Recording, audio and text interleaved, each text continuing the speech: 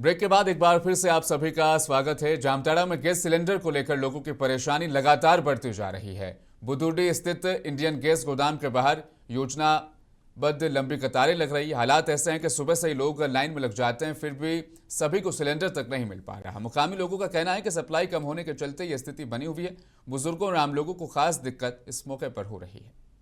Gas के लिए हम लोग यहाँ लाइन में खड़े हैं, बहुत ही मुश्किल हो रहा है। हम लोग सुबह ही आए हैं 7:30 बजे और लाइन में लगे हुए हैं। इतनी दिक्कत हो रही है, आपूर्ति बहुत ही मुश्किल से हो रहा है। भीड़ बहुत ज़्यादा है, सभी लोगों को गैस चाहिए और जितनी सुविधाजनक स्थिति में पहले मिल रही थी अभी मुश्किल हो रहा है।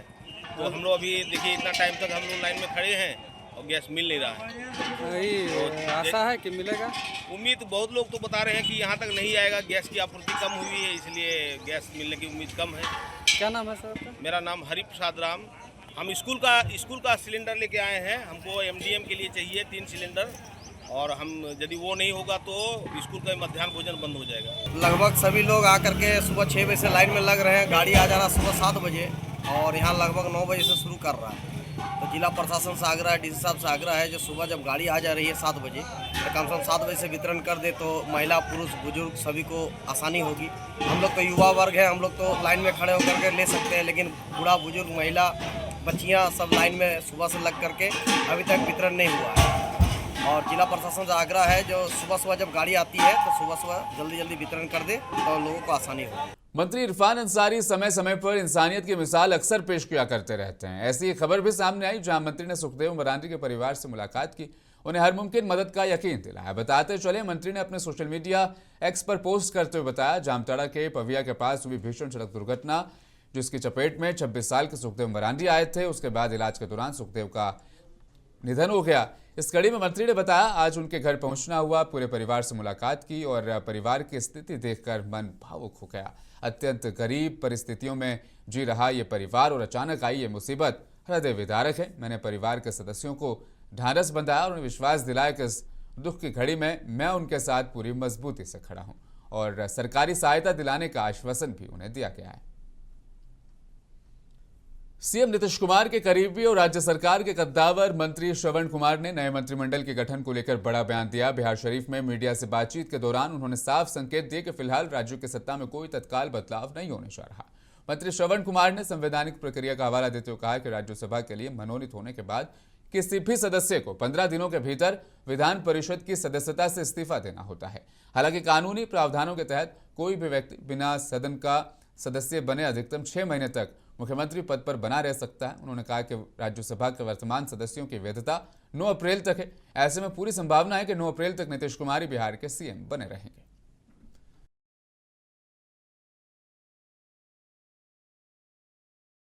श्री नीतीश कुमार जी राज्यसभा के लिए निर्वाचित हो गए। उनका शपथ ग्रहण 9 तारीख तक पहले वाला का समय बचा हुआ है, तो 9 तारीख के बाद ही शपथ ग्रहण की तिथि आएगी। तो मैं समझता हूं कि शपथ ग्रहण की तिथि के बाद ही सरकार के बारे में ये फैसला होगी। ऐसे जो संविधान में प्रक्रिया है कि जिस जगह से अभी वो विधायक है या विधान परिषद के सदस्य हैं, 15 दिन के अंदर उनको त्यागपत्र देना है, तो 15 दिन के अंदर त्यागपत्र तो दे सकते हैं, लेकिन 6 महीने तक सरकार के मुखिया रह सकते हैं। सरकार चलाने का ये संविधान में प्रोविजन किया हुआ है। पटना में माह रमजान के आखिरी जुमे यानी अलविदा जुमे पर हज भवन और शहर के प्रमुख मस्जिदों में बड़ी तादाद में रोजेदारों ने नमाज अदा की। नमाजियों ने एक साथ अमन, चैन, खुशहाली और तरक्की की दुआ मांगी। प्रशासन ने सुरक्षा और ट्रैफिक के पुख्ता इंतजाम किए।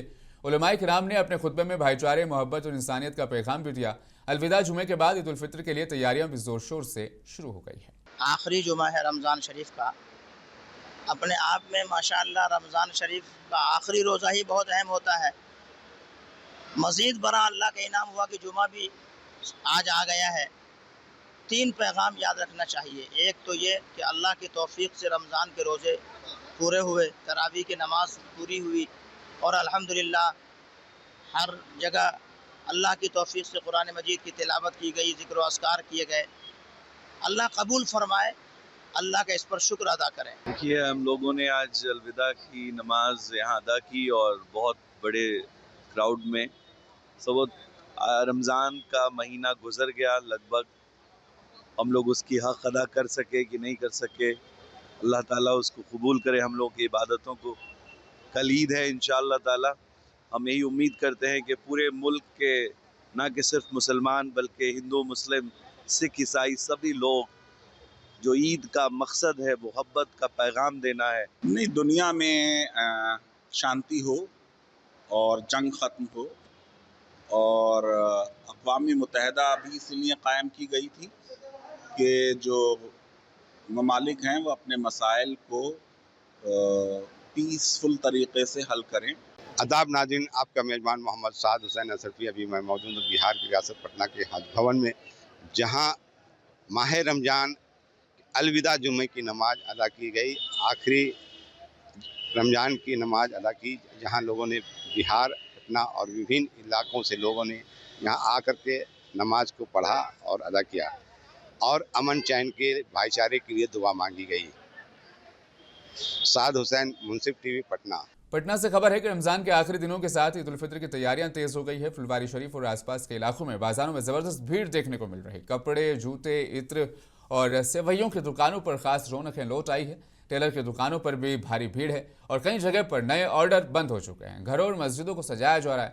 हालांकि ईद की तारीख चांद दिखने पर तय होगी, जो कि अब ईद कल देश भर में और बिहार में भी दरअसल मनाई जाएगी। मुजफ्फरपुर के गायघाट थाना क्षेत्र में पुलिस फायरिंग में जगतवीर रॉय की मौत के मामले ने तूल पकड़ लिया। पूर्णिया से सांसद है राजेश रंजन यानी कि पप्पू यादव, उन्होंने पीड़ित परिवार से मुलाकात कर संवेदना जताई, आर्थिक मदद भी की। उन्होंने कहा कि इस मामले को लोकसभा में उठाया जाएगा और निष्पक्ष जांच कराई जाएगी। दूसरी गोली एक और लोग थे उसको मारने का प्रयास किया, जिसमें उसकी बच्ची ने बाह पकड़ के ही चलिया तो भैंस को लग गया। कोई भी आदमी जो बिल्कुल होश में रह करके इतनी बड़ी घटना, या तो होश में नहीं था या तो अहंकार में रहता है वो आदमी। और मैंने जो फोटो देखा अभी, एक बड़े नेताओं के घर उनको संरक्षण प्राप्त है, उनकी तस्वीर है और उनका ये विधानसभा भी है, उनका संसदीय क्षेत्र भी है। उनको इतनी बड़ी लोकतांत्रिक व्यवस्था को खत्म करने वाली ताकत, उसको जात पात में नहीं देखा जा सकता। और हम बार बार इस बात को कहते हैं, यदि समाज का नेतृत्व यदि कमजोर कायर लोगों के हाथ में चला जाए, वह समाज का इतिहास धीरे धीरे खत्म होने लगा। हम लड़ना छोड़ दिए, हम संघर्ष करना छोड़ दिए। पटना से खबर है, इनकम टैक्स चौराहे पर बिहार प्रदेश कांग्रेस कमेटी के अध्यक्ष राजेश राम की क़यादत में सैकड़ों कांग्रेसियों ने एलपीजी सिलेंडर की बढ़ती कीमत और किल्लत के खिलाफ प्रदर्शन किया। प्रदर्शनकारियों ने प्रधानमंत्री मोदी और पेट्रोलियम मंत्री हरदीप पुरी के पुतले भी इस मौके पर फूके। देखिए, सरकार, भारत सरकार गैस सिलेंडर देने में पूरी देश में फेल हो चुकी है। इनके मित्र ने जिस तरह से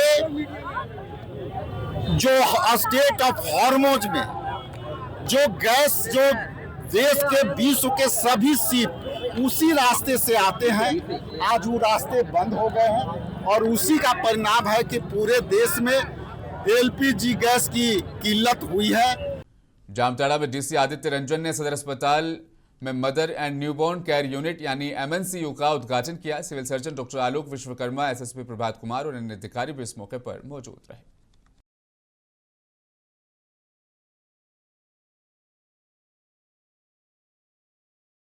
ये सदर में मूलतः हम लोग कोशिश शुरुआत से कर रहे हैं कि ओपीडी व्यवस्था बहुत ही उत्कृष्ट हो, वो काफ़ी हद तक हुई है। 500 से 600 ओपीडी रोज का है, जो अपने आप में अचीवमेंट है। बट साथ साथ जो सीजेरियन डिलीवरी है, नॉर्मल डिलीवरी है, वो भी हम लोग बढ़ाने का प्रयास लगातार कर रहे थे। और आज 30-40 मंथली डिलीवरी से लेकर 250 से 300 का सफ़र जो है बहुत मुश्किल रहा है। और उसमें सहिया से लेकर सिविल सर्जन तक पूरे तंत्र को मैं धन्यवाद देना चाहूँगा, जिनकी वजह से आज 200 से ऊपर डिलीवरी आज पर मंथ हो रहा है। उसको हम लोग और इम्प्रूव करेंगे। किंतु हम लोगों को देखने में मिल रहा था कि हमारी डिलीवरी की संख्या अच्छी है, पर पोस्ट डिलीवरी कॉम्प्लिकेशंस में बच्चों को और मदर्स को जो केयर की व्यवस्था चाहिए वो नहीं मिल पाती थी। हम लोग को अपने छोटे बच्चों को फिर PMCH कई बार भेजना पड़ता था।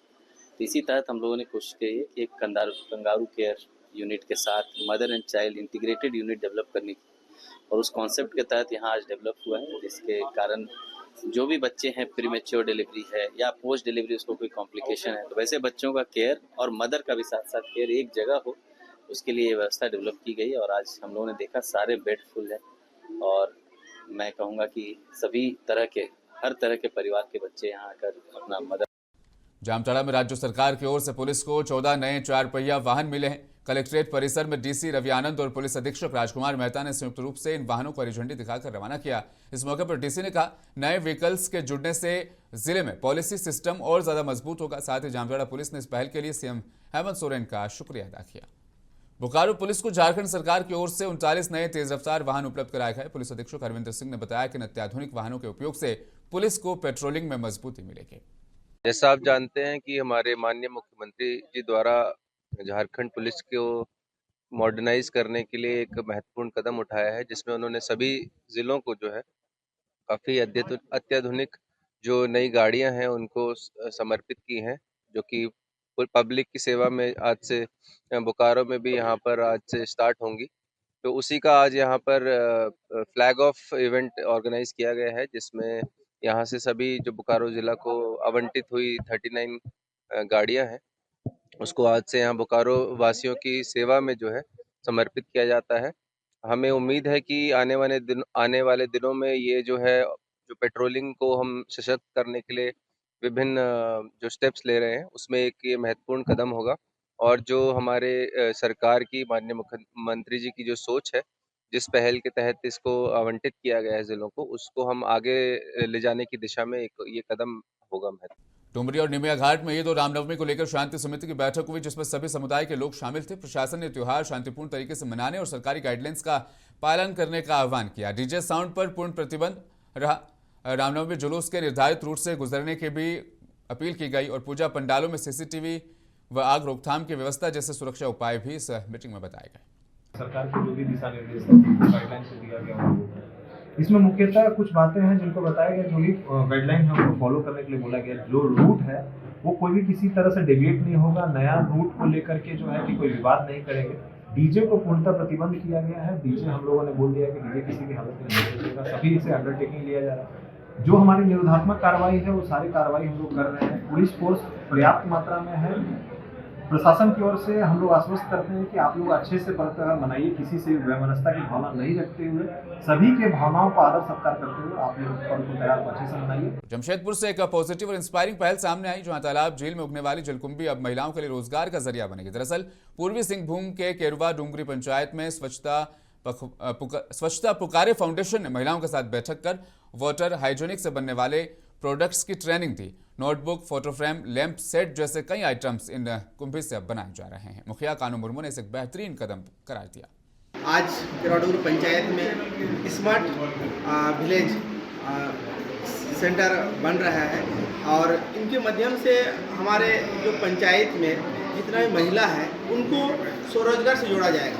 ये इनके पास एक टेक्नोलॉजी जो जलकुंभी से निकल के वहाँ रेशा निकाल के अलग अलग प्रोसेस करके उसके माध्यम से यहाँ पर जो डायरी होगा, कॉपी होगा, आपका पेन स्टैंड होगा, लैंप होगा, अलग अलग चीज़ों का साड़ी होगा, ये स्टेप बाय स्टेप इन लोगों को सिखाया जाएगा और इनको बनाने के बाद इनको वहाँ से आमदनी होगा।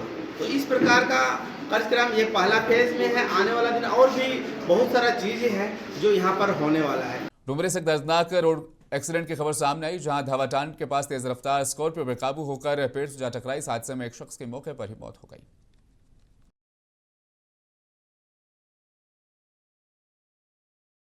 मुंसिफ जौहर में फिलहाल बस इतना ही। दीजिए इजाजत, बने रहें मुंसिफ टीवी के साथ।